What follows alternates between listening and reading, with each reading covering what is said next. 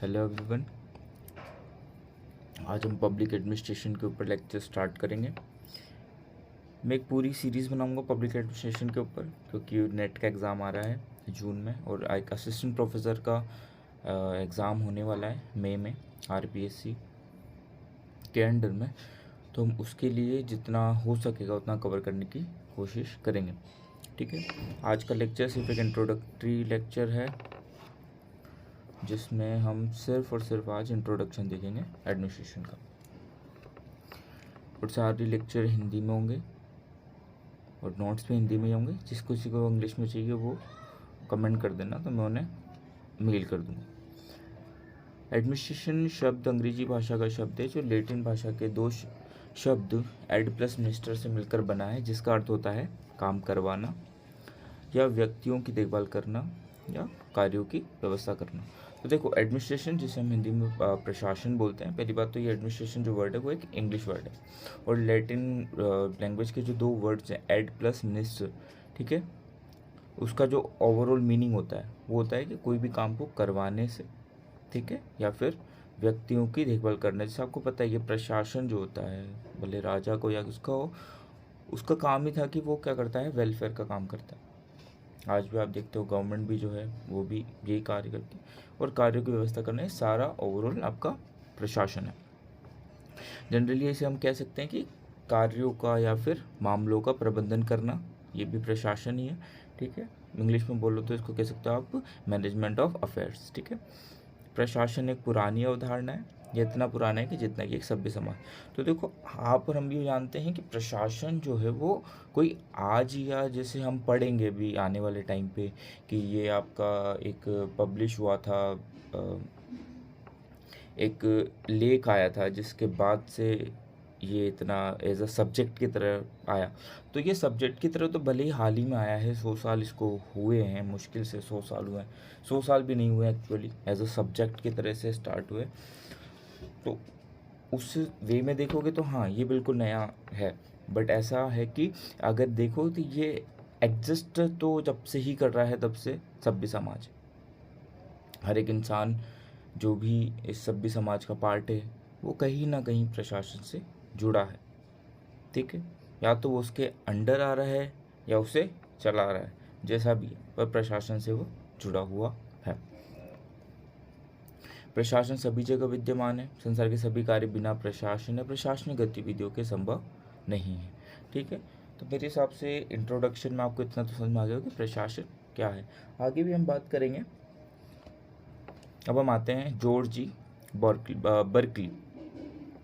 तो इन्होंने प्रशासन के 3 पहलू बताए हैं।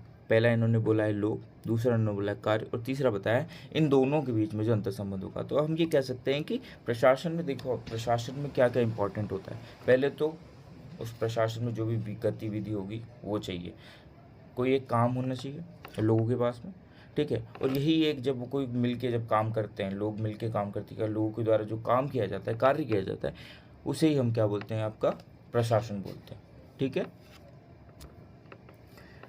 अब देखो, जो आपके एक स्टेटमेंट है DAV का कि प्रशासन एक चैतन्यपूर्ण ध्येय की प्राप्ति के लिए किया जाने वाला नियोजित कार्य है। चैतन्यपूर्ण ध्येय आप कह सकते हो कॉन्शियस पर्पस। ठीक है, अब ये जो कॉन्शियस पर्पस, जो चैतन्यपूर्ण ध्येय, ये मैक्सिमम से राइटर्स जो आपके रहे हैं, जिन्होंने आपके इसके बारे में अपने स्टेटमेंट्स दिए हैं, उनके में ये वर्ड काफ़ी मिलेगा। हम इसको शॉर्ट में यही बोलेंगे कि आपको एक ऐसा काम करना है, एक सेटिस्फैक्शन चाहिए लाइफ में। ठीक है, मतलब एक वो होता है कि कोई भी काम आप कर रहे हो तो उसका जो एक लास्ट में जो आपका टारगेट होता है वो पूरा होना चाहिए। ठीक है, तो किसी भी एक कार्य को प्रॉपर्ली मैनेजमेंट के साथ करने को ही आप क्या बोलते हो, हैं वही आपका एक प्रशासन है। ठीक है, मूलतः प्रशासन के 4 अर्थ माने जाते हैं। देखो, प्रशासन जो आपका होता है उसके जनरली यहाँ पर कितने 4 मीनिंग देखे गए।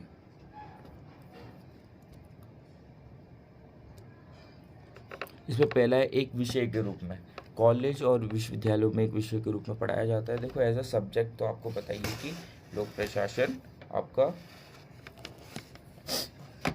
एक विषय के रूप में तो ये होता ही है। ठीक है, दूसरा है एज अ सब्जेक्ट। अब इसकी डिटेल में अभी नहीं जाएंगे, आगे आएगा, कब इंडिया में स्टार्ट हुआ, हम इसकी फर्स्ट बुक कब पब्लिश हुई, वो सारी चीज़ जो होगी वो हम सब की सब चीज़ें आगे फ्यूचर में पढ़ेंगे।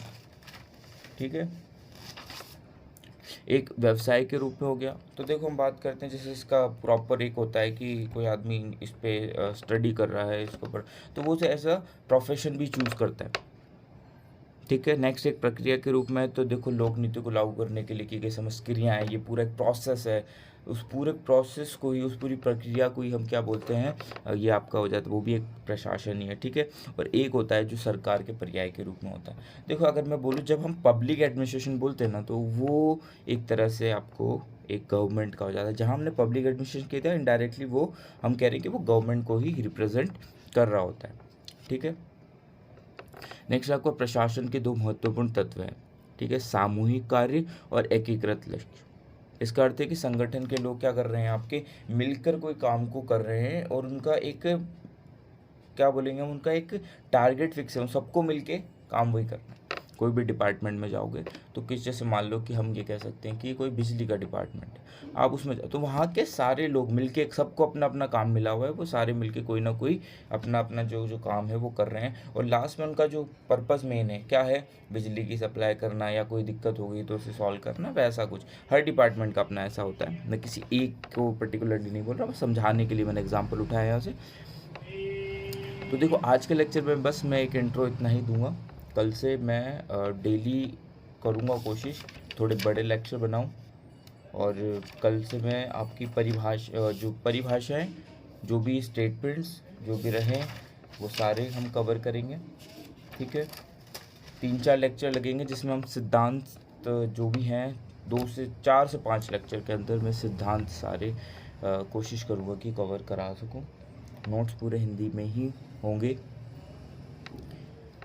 ठीक है, और कोई भी इंक्वायरी हो, कुछ भी हो, तो आप मेरे को कमेंट कर सकते हैं।